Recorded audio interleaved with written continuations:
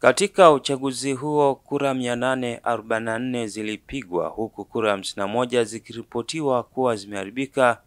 Kura halali zilizohesabiwa zilikuwa 893 ambapo Hassan Yuda alipata kura 637 ambako sawa na 80% ya kura halali, huku Najibu Joreka akipata kura 156 pekee.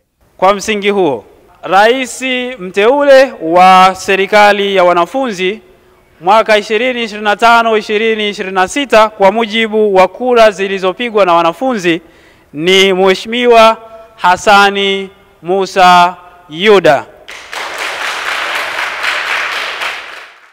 Akizungumza baada ya kutangazwa kuwa mshindi, Yuda amewashukuru wanafunzi wote na kuahidi kuwatumikia kwa bidii na uadilifu sambamba na kutekeleza sera alizozinadi wakati wa kampeni. Ridhaa mliotupa, mmetubebesha amana na tutaenda kuulizwa kwa Mwenyezi Mungu. Kwa hiyo na sisi tunaichukua ridhaa hiyo kwa taswira ile ile ya amana, kuhakikisha kuwa mwanafunzi kwanza, mengine baadaye.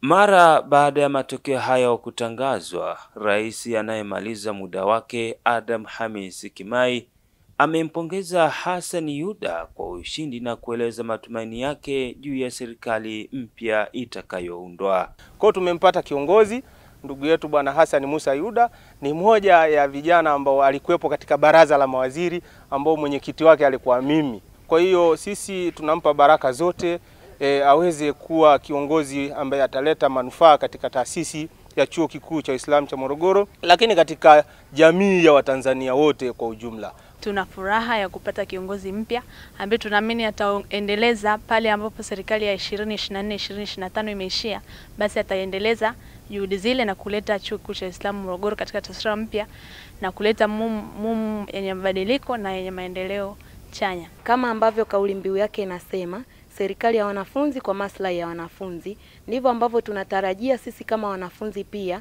kuwa chuo chetu kitakuwa na miundombinu yake itakuwa vizuri kama vile ambavyo wameahidi katika kampeni ambazo wamezifanya kwa siku za hivi karibuni. Kwa hiyo inapotokea mmoja amepata ushindi, wale ambao hawajapata ushindi haki yao ni kumuunga mkono aliyepata ushindi na kuweza kutengeneza serikali nzuri ambayo itawaletea wanafunzi wote ambao wamemchagua rais huyu maendeleo ya kweli na yale yote aliyoahidiwa yaweze kutekelezeka kwa muda sahihi na kwa wakati sahihi. Nikiripoti kutokea hapa mkoani Morogoro, Ramadhan Idilimu wa Mahasin TV.